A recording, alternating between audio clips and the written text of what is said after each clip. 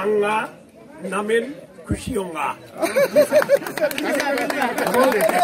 একটা কথা বলে যায়, আদিবাসী বলেন, উপজাতি বলেন, আপনাদের জন্য একটি কালচারাল সেন্টার জায়গা ঠিক করেন, মাটি দিয়ে বাঁশ বেত দিয়ে হলো আমরা শুরু করতে চাই। এবং সঙ্গে সর্বকালে 2 থেকে 3 লক্ষ মা-বোনের সম্ভ্রম নারী স্বাধীন হতো না, এবং আমি মোহাম্মদ সাদিকের সরকারের সচিব হতে পারতাম না, জাতীয় সংসদ সদস্য হতো প্রশ্নই ওঠে না। এবং আমি গভীর শ্রদ্ধার সঙ্গে স্মরণ করছি 15ই আগস্টের শোকাবহ ঘটনা, জাতির পিতা এবং তার পরিবারের সদস্য কি বালা, যে আঘাত করে বুকের প্রিয়ারে তার বুকে কত জ্বালা।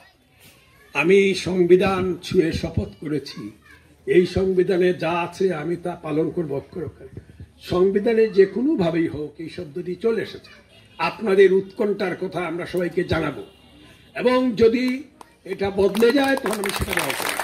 কিন্তু যতক্ষণ না বদলেছে, আপনি আমার দিকে তাকান, আমার দিকে তাকিয়ে দেখেন আপনি আপনার ভাই কিনা, আমাকে আপনার বিশ্বাস হয় কিনা, আমি আপনার ভাই কিনা। এটি মাত্র শুরু হলো, এটি শেষ নয়।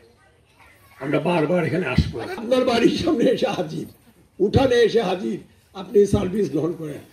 কোনো পার্থক্য বুঝতে পারছেন? আমার জন্য আপনারা প্রার্থনা করবেন যেন আমি সুস্থ থাকি। এখানে যারা নেতৃবৃন্দ আছেন, বিশেষ করে মাননীয়, আমার ঋণ আছে, আপনাদেরকে আমি ঋণী করতে পারবো না। সবাইকে ধন্যবাদ। জয় বাংলা।